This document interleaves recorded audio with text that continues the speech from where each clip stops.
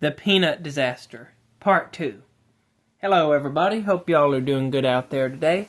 So I made a video a few days ago, and in that video I unboxed a Bear & Son peanut, and there is some major things wrong with it. I'm still not completely sure about how it got in the condition it was in. I've got a few different theories, but nevertheless, I ended up sending the knife back just because it was so bad. And they replaced it with this one. So now we're going to unbox this knife and take a look at it. I am very interested to see, will Bear & Son redeem themselves? Or will they show that they're just, you can't get a good peanut from them? We're going to see. These are the first two Bear & Son knives I have, and I was so impressed by the way these were put together. Plus, if you want to throw in this Queen knife, which was made by Bear & Son for Queen, I was also impressed with it, and the Sodbuster that I had from them before these that I no longer have. It was marked Cabela's, and I was very impressed with that one. So, hopefully this knife looks really good, and we'll come back after looking at this one, and I'm going to talk about what I think possibly may have happened with the other one. We're just going to see, but right now, let's unbox this. So, as y'all know, the peanut's one of my favorite patterns, and the ones I've got are these case peanuts right here. I like them better than most of the other brands that make peanuts. I just really like the case peanut a whole lot. It's an absolutely great knife. But this one right here is the Bear & Son peanut, the same one that y'all saw in the other video, 219R. So this should be rosewood. They've got this little piece of tape on these knives, and we'll go ahead and cut that and dig right into it. I really hope that this knife is really nice, because the other one had such a pretty handle on it. And it reminds me of this Stag case I've got. This is an older, like an 86 model, and it's a single blade, and the Bear & Son's a single blade, so it'll be pretty neat. But then again, it may be, like the other, have some major problems. So, same information inside like we had on the other one, of course. This is the register for the warranty, and you get these nice pouches right here. So, let's get it out of this pouch and take a look at it. Comment down in the comments below. What do you think? How is this one going to be? Is it going to be super nice, or is it not? First off, the wood looks nice and pretty. Pen feels good. Transitions feel good. Check out the back. It does not have that large gap in the back. Back side of the wood. Transitions feel good. The pen looks good. And this is stuff that you could fix, you know. I mean, I can buff a knife and work on the transitions. Blade looks pretty good centered there. It's not perfect, but it don't need to be perfect. It just needs to be pretty good. Good snap. Nice looking edge on the blade there. Everything seems to meet up pretty good. These knives, as you can see, have a stainless steel liner. You can see the liner looks a whole lot better. It doesn't have all those gashes and blemishes. So the back spring here seems good and strong. Here what a nice snap that has. That's shut and open. The action on this knife feels absolutely great. As you can see, the wood again is just beautiful. It has a nice dark rosewood to it. Now on this is scarred up a little bit like the other one on the inside there. I don't know why, but it's not a big deal on this one because it's not so much that it's messing with the action, so I'm not going to worry about that on this one. Also, it doesn't look like it's been beat with a hammer all along the edge on this one. Like I said, the whole back spring and everything looks a whole lot better. Now, I've got a theory here, and I'm not sure if it's true or not.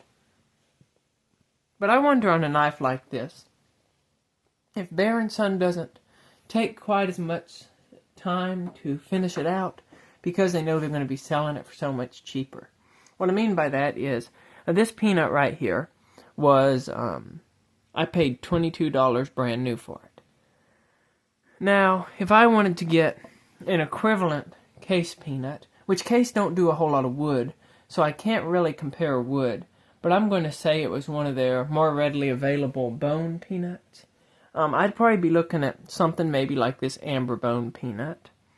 An amber bone peanut like this, if I get it for $60, I've paid normal going price for it. But you won't find it a whole lot cheaper than that unless it's some kind of sale somewhere. Normally you're looking at like $60 if you buy that knife new. If you buy them used and fix them up, you can get them a little bit cheaper than that. Even if you went with something like a Delrin case peanut, maybe something like this gum fuddy knife here. These are $45 to $50 usually. Sometimes you can find them on sale, but going price, $45 up. So when we look at this knife, yes, it is a single blade, where these others here are double blades. But if you find a single blade case peanut, it's going to cost as much as a double blade. They're a lot more rare. It's hard to find single blade case peanut. I believe this is the only one I've ever seen, and I got it. I found a good buy on it. But nevertheless, when we look at these, we're talking about, if this was $22, this one's $60. This one's almost 3 times more.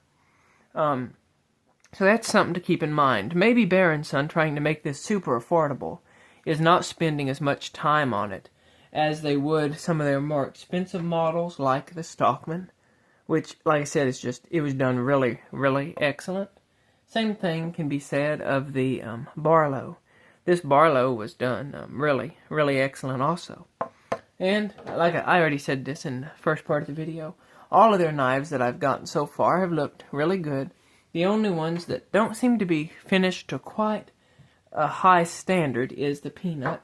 And like I said, it might be because they're trying to sell it for $22 instead of $40, $50, or $60. That's a difference in price. What about the looks of it? It looks great. And I think that the goal with this peanut, of course it's not meant to be a collector's knife. I think the goal with this knife is to have a cheap user knife. Now, I think there's a little bit of warp in that blade, as y'all can see, but it's not rubbing, and so it's not enough to mess with it or affect it. Got good snap, and the pivot is completely tight. You can see it meets up really nicely, and it feels really good, and the action's great. And I like the way the blade looks. It's got a neat looking blade on it. Now, on this one here, there's only one thing that I think needs to be altered. And what that is right here. If you look at the knife this way, you say, look at the handle down here, everything looks pretty good. Look at the knife this way, you say everything looks pretty good. Watch what happens when I rotate it over. See that liner on the other side? See how it's sticking up above this other one here? You can see this side of the knife is higher than this other side of the knife. See that? It looks good when you look at each side, but when you put them side to side, the show side rises just a little bit higher. But you see, stuff like that I can fix, and I think I'm just going to. So that right there is my plan. I'm going to put some extra time into this knife and make this a $40 knife instead of a $22 knife. I'm going to even out this liner so that both sides are the same. And do any little thing that I see. I might straighten out that blade just a little more. I'm going to just see how nice I can make this knife. So I'm going to film pieces and parts of that, and we're going to put them back here on this video. So let's get started.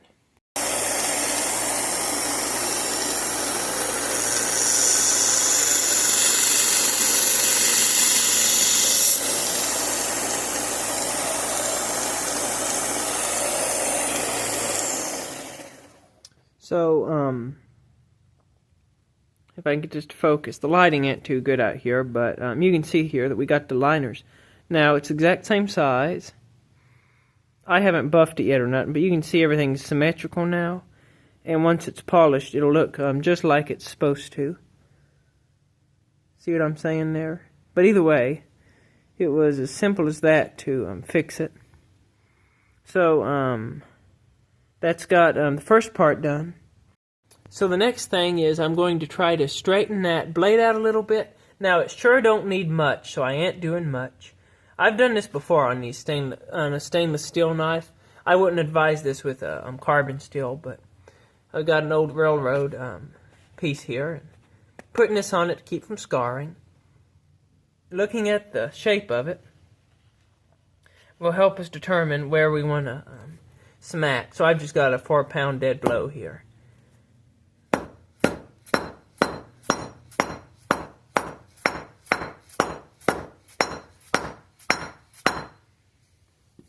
Of course, you know, anything you see on this channel, be careful. You could cause your knife more damage than you give it help to fix it.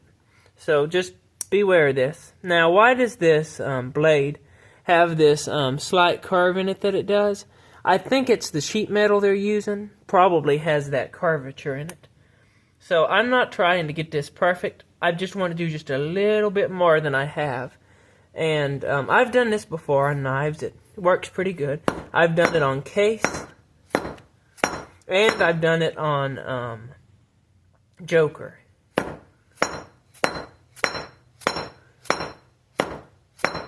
So I'm going to do this just a little bit more, adjusting my angle, try to straighten that blade out a bit, and we'll go from there. Okay, so I just got that tip straightened out. You remember how it looked centered before? See now how it's leaning over here toward the show side? The reason for that is because we've actually got our blade straightened now. And because the blade is straight now, that's causing it to lean in that direction, which is how we want it. Now all we got to do is center our blade up, and we'll have a straight blade that's centered in the knife. Okay, our next step is to center this blade. So now, to do this, you all have seen me do this before on the channel. Again, this is stainless steel. I'm not doing this on a carbon steel knife, and I can't advise anybody to do this, because it could go horribly wrong. We want to move this blade toward the pile side. Sorry if the camera's having trouble focusing. I've got it in an odd position here. So we're going to open this knife up to a 90-degree angle like this. And since I want to move this particular one to the pile side, I am going to lay it on the show side. So the pile side is facing up toward me here. I'm putting my blade over here on the glove. And I've got something soft under the handle itself to keep from scarring it. We're going to do a lot of beautification to this knife here in shortly, so it may not be a big deal with this knife, but it's the rule to follow. Now I'm just lightly tapping it. You absolutely do not want to tap too much. Now with my centering, I don't want to be dead center. I want to be leaning toward the show side, but I don't want to be touching on the show side. So I'm going to give that a little more. Now always go in very slight increments if you ever do this. Absolutely do not do a lot at one time, and do not hit very hard. You more or less just want to tap. You absolutely do not want to go too far the other direction. And it's just a matter of doing it bit by bit till you get it exactly where you want it. Okay, so I believe I've got this perfect for a peanut style knife. I don't have it dead center, but I have it where it's not touching the liner. And that's how I want it to be, leaning toward the show side. That way when I grab the nail nick and it pushes it over, it won't scrape the pile side liner. So I think that's got that step done.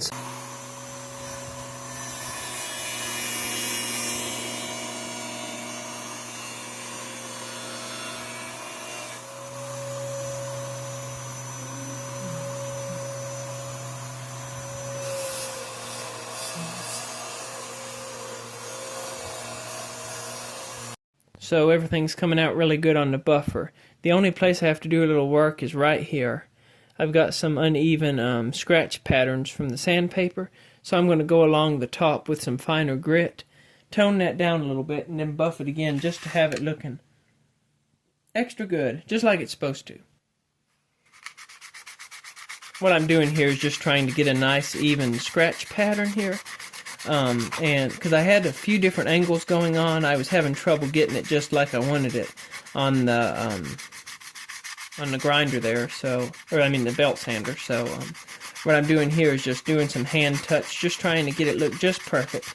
That way, if I can do this, then once I hit it with the buffer, it will just leave everything nice, even, and shiny.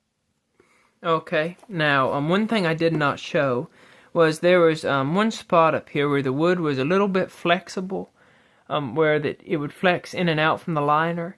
So I put a little bit of super glue in between the liner and the wood, held it so it tightened it up, and then buffed the knife before the super glue got set real hard to remove all the leftover super glue. I didn't show that for a few reasons. One was it's hard to film. Two was I didn't want to be getting super glue all over the camera. Three was my sister's in here talking to me. And so, for those reasons, I didn't film that, but that's super straightforward.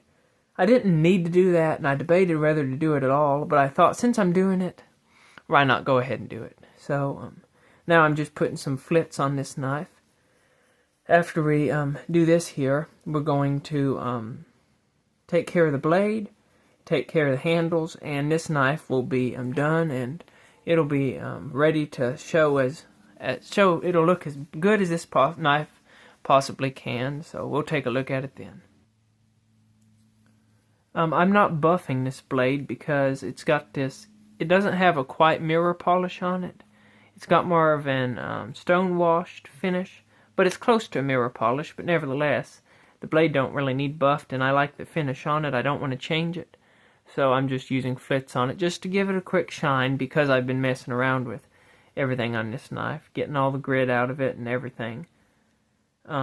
There are a few things I'll say about this knife. It has absolutely excellent snap and action, and I really like the shape of the knife, the way it feels in the hand, how light it is, and the blade shape. I'm going to have to do another video after this one to show this knife properly, and to show it doing some EDC tasks. In that video, we'll do the weight and the comparison and stuff with, like, the case peanuts and all that kind of stuff. But next is to work on the wood a bit. Got this Dunlop 65 lemon oil. I always use this on my instrument frets, and I think it's great for any kind of wood like this. So I'll put some of that on there and let it set. I don't know if it does a whole lot for it, but I think it makes it look better anyways, and puts a little moisture in it. This is a very pretty wood on this knife. I like the way it looks a whole lot. After this, all that we lack is seeing if the blade needs sharpened. I really don't know if it does or not. We're going to check that and see. The other Bear & Sons I've got have been pretty good and sharp, and I've used this knife a few times in this process of making it prettier. I've used it a few times opening some stuff for my sister, some packages and such. So let's check the edge. A few things to note that I found interesting is I think this steel, you can see they did a really good job on the edge grind. I think this steel is a little harder than cases, because of how it behaved when I was attempting to center the blade and straighten the blade out. I don't think it would have took near as much effort on the case knives that I have done that to previously. So I think this steel might be a little bit harder. And they do a lot better job of sharpening on all the examples that I've seen. Even that last one that I had sent back still had a good edge on the blade. That's got that feeling good. Let's drop it a few times.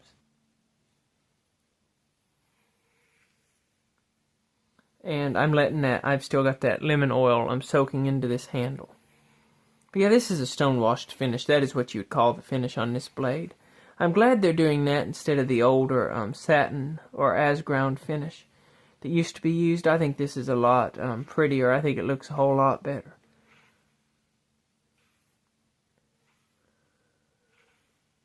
So, I think this knife right here, it's a great using knife, and I really like the knife itself, but we'll take a better look at it here in a minute. Okay, let's see if we got this sharp here. I always test it, and if it will shave, as you just saw there, if it'll shave like that, I consider it sharp enough, so I'm not going to sharpen this knife any more than that. That right there is plenty enough. Okay, let's try again. They say that the third time is the charm. So let's take this knife out of this box and see what it looks like now that we're done working on it.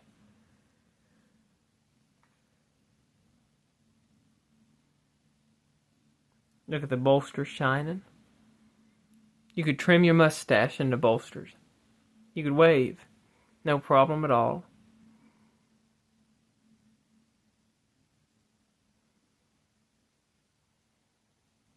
What about blade centering? Blade centering is just like it ought to be for a peanut, leaning slightly toward the show side, since the nail nick's on that side. That way when you open it, it won't push the blade into the other liner. The blade itself looks good, it's shiny, it's nice and sharp. Back spring has excellent snap. The lockup of the pivot is super tight. Couldn't be any tighter or straighter than it is. Everything looks absolutely great on the back. The blade's nice and straight as it's supposed to be. Everything looks good down the inside of the knife. Both sides of the knife line up together, as you can see. It's a beautiful knife. The rosewood's got a nice pattern and design on it. It's got a nice dark color to it. Like I said, the bolsters are absolutely shining. I like the stone washed finish on the blade. The knife's sharp enough to shave you, no problem at all. Looks good. Now, this is how I wish this knife would have come out of the box. But everything being said and done, what we got to keep in mind might be price. I mean, like I said, if this knife is 20 bucks versus 40 bucks versus 60 bucks, what should you expect? You're getting the same steel, more or less.